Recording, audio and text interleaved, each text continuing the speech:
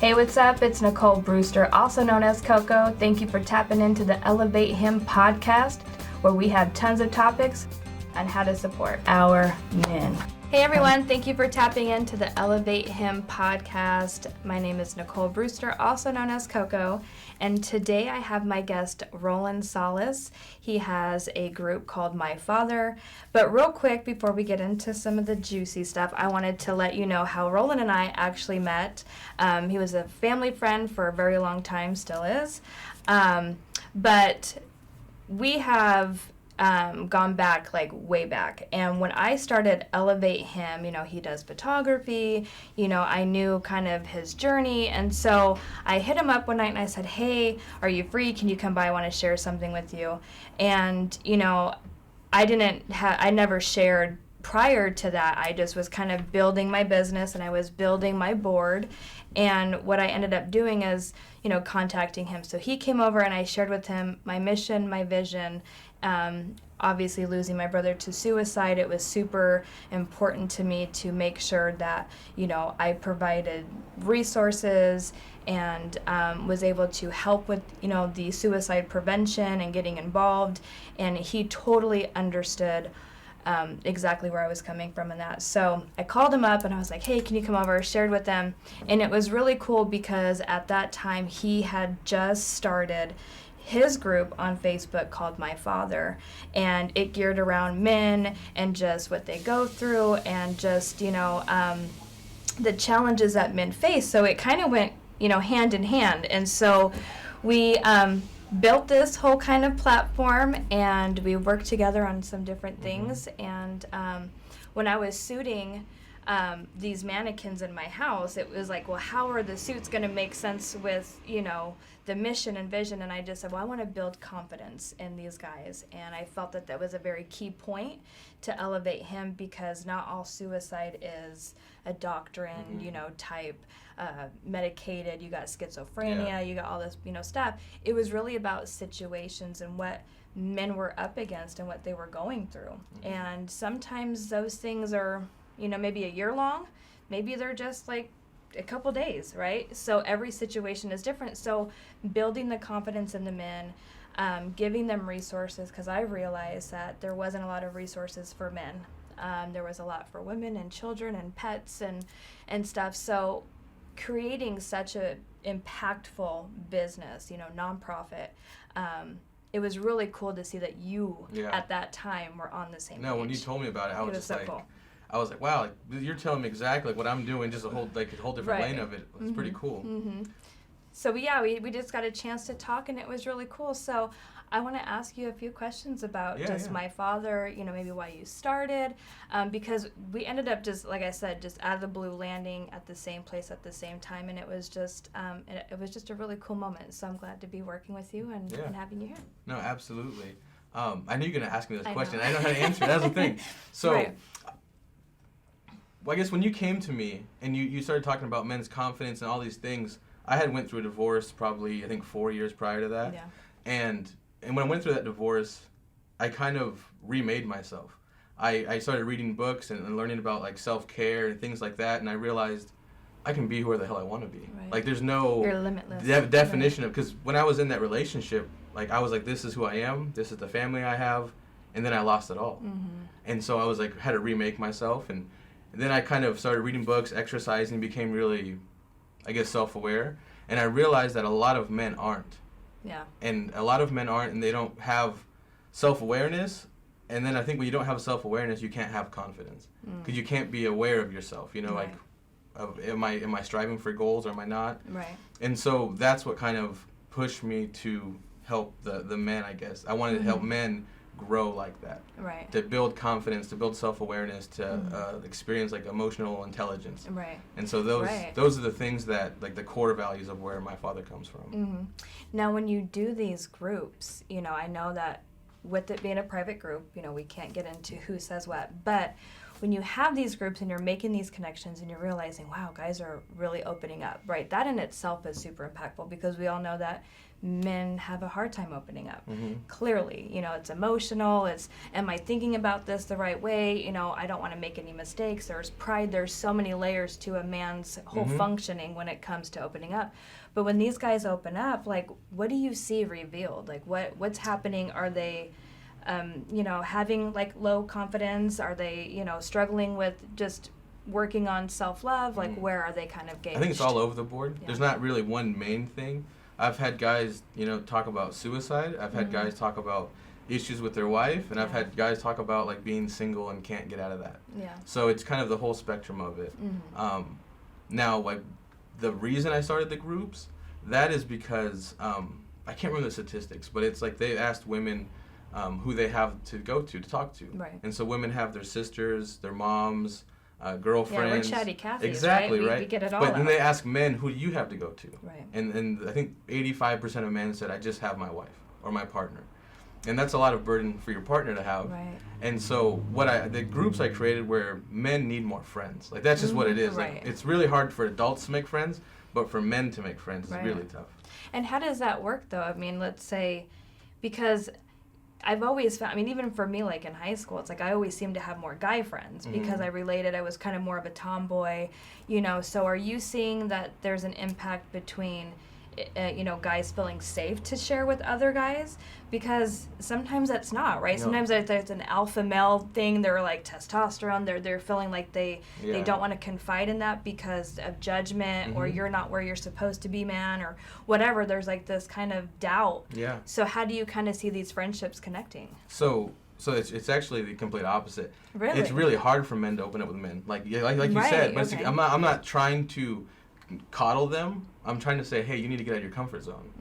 Because what happens is a lot of men in my group can talk to women just fine, but when they're around other men that they don't know, the extroverts suddenly turn into introverts. They do not want to open up. They're second guessing what they want to say, right. And I think by pushing them out of their comfort zone, I'm starting them on a journey of growth, because it's all uncomfortable. That kind of seems like it would build their confidence, right? So then everybody has a testimony, everybody has a story. Yep. So as they're kind of tiptoeing into the group and they're sharing a little bit by little bit, they can actually surpass that and become mentors themselves and create this, great space where more men can come and share, and then they feel better about it. And then you feel like things are being, you have solutions. Yeah, well, the solutions come from just different aspects of life. So I have guys who are engineers making over $100,000 a year, and I have the construction worker who's not making much money at all, and he's scraping by. And it's like, these two guys are actually, they've both told me they're uncomfortable to talk to each other. Interesting. Because they see themselves at different levels. Right. But at the end of the day, we're all just men trying to figure it out. Right. So you put us in a bucket, and we all have different experiences and different, looks on life. So. And you'd probably learn so much more. You probably have so much more in common. Like, just because there's an attorney and a doctor, they're so different, right? Different pay scales, different lifestyles.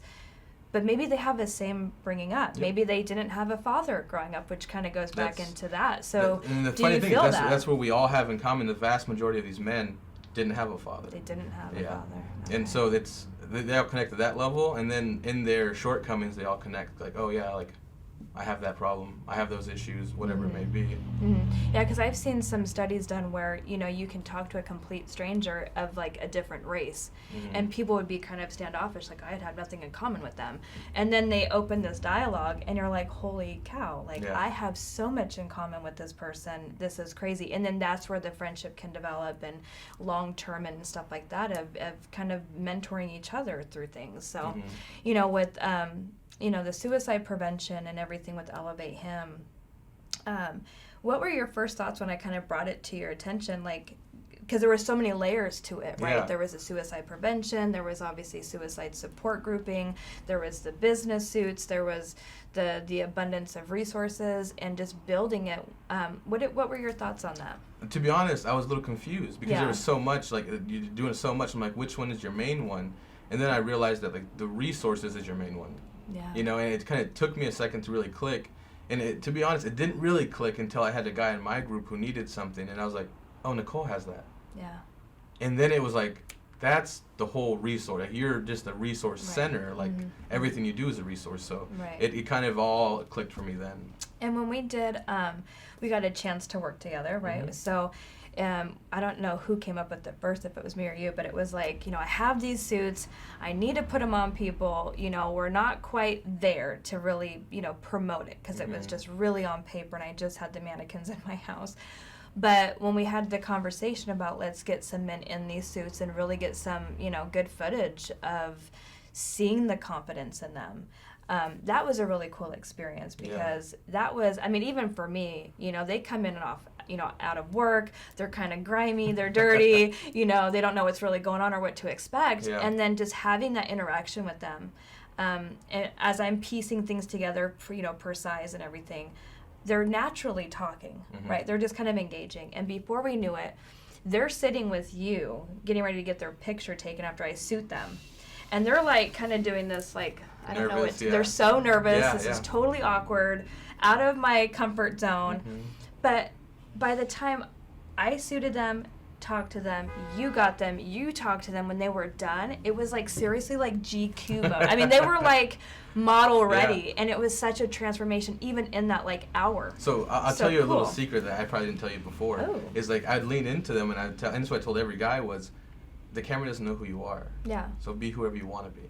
Do it. Because no one knows who you are in this photo. Yeah. So that's where I think they projected of who they really want to be. And that's where I kind of like keep that going. Yeah. Like, you can be whoever you want to be. And just to see the reaction of how good they looked. Even though they weren't like boastful or like, overly confident or cocky, you could just see it in their face. Yeah. It's like they had a different glow. They were still very humbled by it, but you just felt the energy that there was something about them that they were going to be able to take with them. Yeah. And so that was a really cool moment too. So, what are your maybe upcoming plans with, My Father? Like, are you doing more groups? Because with COVID kind of passing off, are you getting people together? No, I'm definitely trying to do in-person meetings. We do them on Mondays. Yeah. 7:30. The outcome hasn't been great. We're working on it, but I think once we get more of a crowd coming and kind of get maybe momentum with it, because online we actually had a really good turnout. Right. But now getting them to come in person. And why do you think that might be? Because we kind of had conversations before, what are some of the hang-ups that you feel like guys are kind of facing right now? Is it commitment issues? I think, is it, sharing still? To be honest with you, I feel like, and this might get a lot of hate out here, I feel like they're using their family as an excuse. Okay. I can't have my daughter, I have my house, or I'm hanging out with the wife, but realistically, you're both sitting on the couch playing on your phones. Right. And so, don't see this time as a waste of time. This is actually an investment in yourself that'll, turn around and give you way more. Right. And not only with yourself, but if you are in a relationship, that's a huge investment, because you're going back into your relationship engaged, right? How many people, go to work and then come home and it's complete chaos because it's like they're just kind of stumbling over each other. I think when, like you said, that self-care, that time of growth for yourself, you can go back into your home and feel like it's safe, feel like it's a good place, and you can manage that. Yeah. When things are chaotic, we just kind of feel out of control. So it kind of ties in with everything else. No, I have guys in my group who've told me, like, my wife told me she's noticed a difference. And she'll ask me, like, are you going to your group on Monday? Yeah. They want to encourage that. Please go to your group on Monday. They notice a difference, And my only problem is that once guys get a little bit, they're like, oh, I got it. I'm done. Like, you need, this is a continuous thing. This isn't going to be really quick, like, turnaround. Right. And I think that to kind of roll off that is, with Elevate Him, it's strictly men, because I recognize there was this major gray area, right? So, women have been suppressed and had gone through a lot of stuff for years, and even still, we're trying to figure out the, pay wage and stuff like that, how men are in corporate America working less hours but getting paid more than a woman who's taken on 5 different roles, and not getting paid as much. So there's still a lot of things that are going on even today that we're trying to work through. But starting a nonprofit and a resource for men was because the numbers of suicide, men are higher in that realm. And it's going to take a long time to get women to really understand that this can benefit them too, right? Yeah. Because you elevate him and he starts to get the confidence, he starts to get more structure and starts to love himself, he's going to really pour that out. You know, that energy of positive is going to bring in the positive. It's like that manifestation, manifestation and bringing that full circle, right? So I feel like we have to really help each other. So I'm really glad that you brought up, women are needing to encourage their men to, hey, you got this, go to your group, how was group, and learning from each other along that, because I think we'll have longer lasting relationships. There's more hookups right now than marriages, right? And that's super sad. So if we can really elevate each other and really move that, I think that's a great turnaround. And that's a great value. I think you're absolutely right. I think that especially I think like men being men and playing the leadership role has really fallen out of place in the whole family sector, I guess. Right. And it's really showing. I think our communities are showing, the homeless, showing, like I said, on the way here, I had an idea. And I was like, what if I went around to homeless people and asked them how their relationship with their father is? I'm very curious on what that would look like. Yeah, maybe they don't know. Maybe that's the reason why they're homeless. I think because there's a lot of problems them stem from that umbrella. Right. If you look at, I don't know the exact statistics or anything, but it was an article about African American people and how the government or whoever it was came and took the fathers out of the household because they knew that would ruin everything else and generations would be affected by it. Absolutely. And so if you take that and look at our society today, it's not only African Americans, Hispanics, and even Caucasians now. It's spread. It's everywhere. It's everywhere. Yeah. And we're the more households divided are falling apart. But yeah, that kind of brings back into, okay, so what's the solution? How do we get that back? Because it's like one without the other, right? And so as we have these houses falling apart, and we have no more roles, like I've just come to the conclusion from my own just like reading and discovery, there is no roles, because you have women doing XYZ to survive because they may be single, maybe they got through a divorce, but then you have men who can cook and clean. What do they need a woman for, right? So there's really like this just kind of do you, boo, and I'll do me. And so we don't really need each other, but yet there's still this desire for relationships. So where do you think the role factor has kind of fallen off, and what can we do to bring it back? So my take on this is, with men, we have a responsibility that's ours. And it's there's no thank yous for it. There's no good job for it. It's just a man's responsibility. If someone breaks into my house, I am not going to tell my partner to go check the door and I'm going to run to the back of the house. It's these are things that are just for men to take care of. Right. And so with that, I think leading a household. And if we don't have men to lead households, then the women are actually having to step up and lead the households. Right. And I think that's why a lot of relationships are falling. That's a shift, right? Yeah. Because women are like, damn. And then they're tired, they're exhausted, Yeah. the man's lazy. It's like the continuous thing. And what it's going to take is a generation of men to actually like break the cycles. We've all heard it, right? But this is what this means. Right. Is actually like doing the work, growing, and making the change. Right. And then when you see that possible shift, it kind of goes back to, okay, where would they start?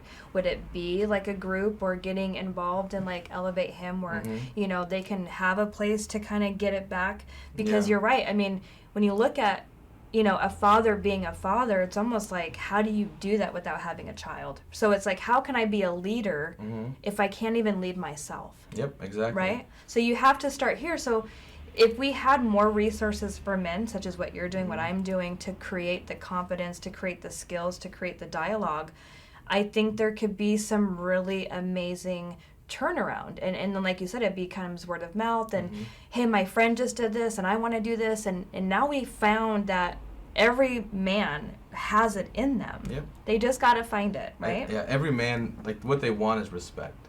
They want to feel respected. But the problem is they're not man enough to be respected. And so, like, to me, like, women might be harsh right now or kind of overstepping their jaded, boundaries, whatever, jaded. Absolutely. I think it's justified. I have no problem with it. It makes sense to me. Right. It's the man's fault. He actually needs to step up and fill that role. But the problem is, I think a lot of men don't even know they're not feeling it. You only know what you know. And I think a lot of, like, I was 7 years ago, I was that guy. I didn't know. Yeah, until something fell apart in your life, right? Exactly. To where you hit a rock bottom, and then you're like, oh shit, now what?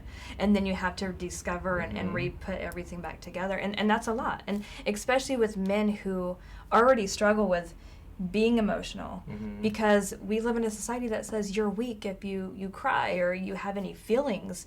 And yet I find it more fascinating. I find it the most strongest men, become leaders because they are based off of tapping into healthy emotionals. Yeah. Like, you can be emotional, but just know where to place your emotion. Yeah, like, we've absolutely. had that conversation. It's like, women, we can be so emotional, but we fly off the handle. We lose all self-control. That's not healthy. If we found a way to tap in and say, I'm emotional, but I'm going to conduct myself and I'm going to work through this and really make a valid point or address this respectfully, we're going to have conversations and less arguments. So in my take on that, that's actually the father's role, to teach his household how to handle their emotions.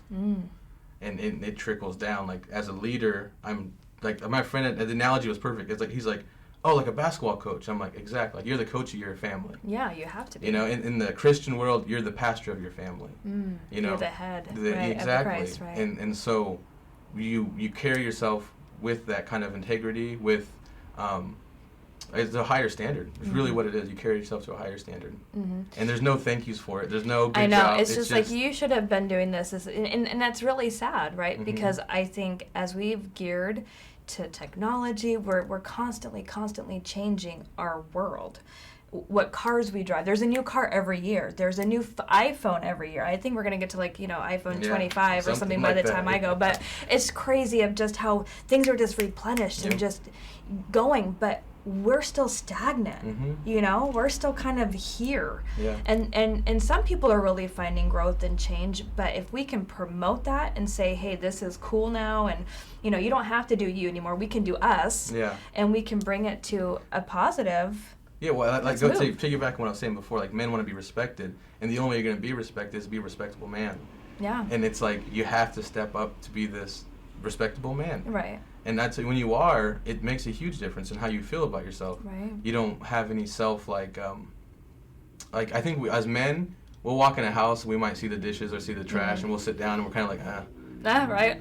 But when you do it, that's self-confidence. Like, I'm going to do something I said I'm going to do. If I say I'm going to work out, I'm going to go work out because I have that control over myself. Right. Right. But when you start lacking those, like, if I'm going to go to the gym and then you don't do it, and then I'm going to go on a diet and you don't do it, what kind you're of letting yourself you down have, all the time, right? Yeah, exactly. Your so when you have that self-confidence, I think people see that in you and they respect you that way, as if you respect yourself. Right. Well, I think it just means that you mean what you say. Like, your word is very valuable. You do what you say. Right, and I think that people kind of forget that, right?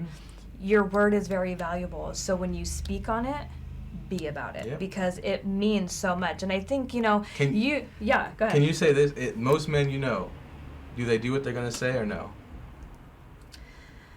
I would say no. I would say I'm no going to say well. no, because I actually literally had a client, emailing me, hey, I want to come, this is the date and time, and set it up precisely to work for his schedule, not mine, because, he's a client. And then the morning of, I'm like, hey, just, tapping in, and it was, oh, I can't make it, something came up. But if you didn't message with the I know, would there have been any real, so how are you supposed to be respected when you can't respect yourself? Right, so I'm not going to be, pushy and be like, hey, so, but again, now that kind of devalues the exchange. And that's the problem, is that happens across the board, and it's like, how do we fix that? Yeah. I don't know, guys, how can we make you more accountable?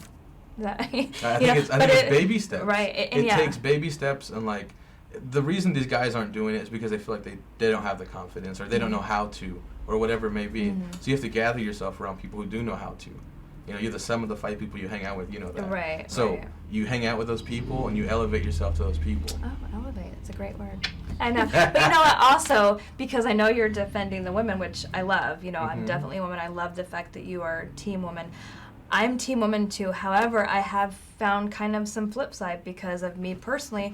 I hadn't dealt with traumas. I haven't dealt with, breakups properly. I hadn't done any healing. And I think sometimes, even though men could be doing better, I feel like women could be doing better too, and how we speak to men, because men really rely on the support of a woman. I don't care if it's your mom, your sister, even just a coworker. I think when, like you said, men feel more compelled to opening up to women. Mm-hmm. So if women are allowing that in a safe space and they're giving positive feedback and encouragement, we can maybe see some moves. But instead, we kind of get the women now that are on this power trip and demasculating men that they're like, well, why do anything? And so there's kind of like a double-edged sword for men right now. Absolutely is. And I guess my rebuttal to that is that I feel like men need to have healthy boundaries.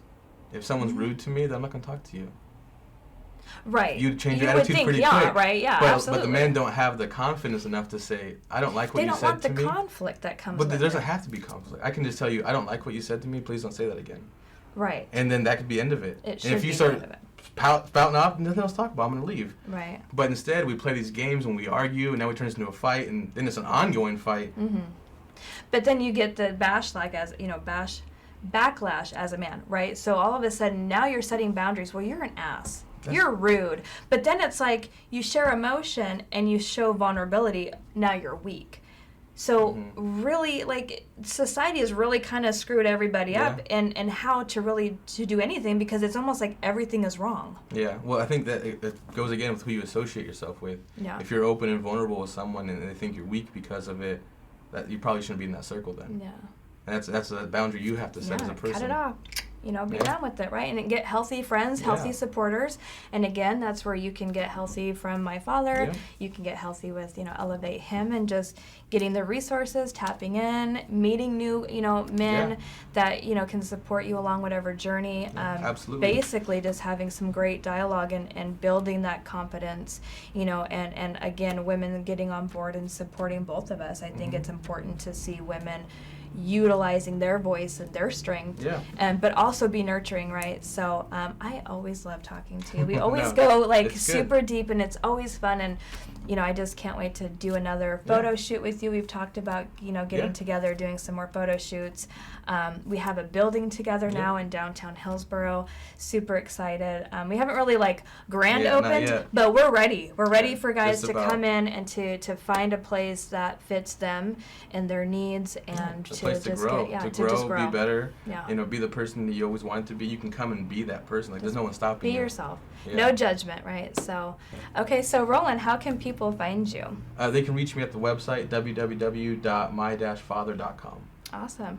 And is just Facebook your only group setting right now? Yes, we have the group on Facebook. We have a YouTube channel, the podcast. Absolutely. I just love hanging out with you. So. Yeah. No, thank you very much. I appreciate you guys for tapping in to Elevate Him. That is all today. Until next time. That's what I'm talking about. Hey, what's up? It's Nicole Brewster, also known as Coco.